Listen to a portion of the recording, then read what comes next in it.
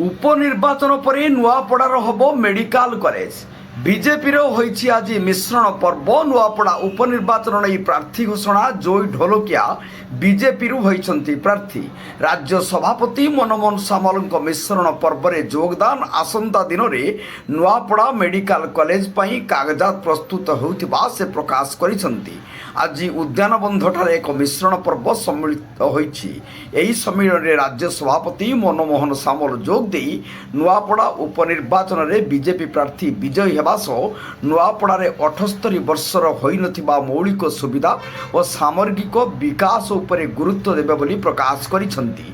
एही उपलक्षे बीजेपी वरिष्ठ नेता मंत्री रामचंद्र सिंह खुंटिया, कलाहांडी सांसद मालविका देवी, विधायक सुधीर पड़जोशी, पूर्वतन सांसद बसंत कुमार पंडा, खरिया रोड एनएससी अध्यक्षा डॉक्टर सोनिया जैन समेत बहु कर्मी नेता जोग देइथिले एवं बीजेडी बहु कर्मी बीजेपी रे आज सामिल होइथिले।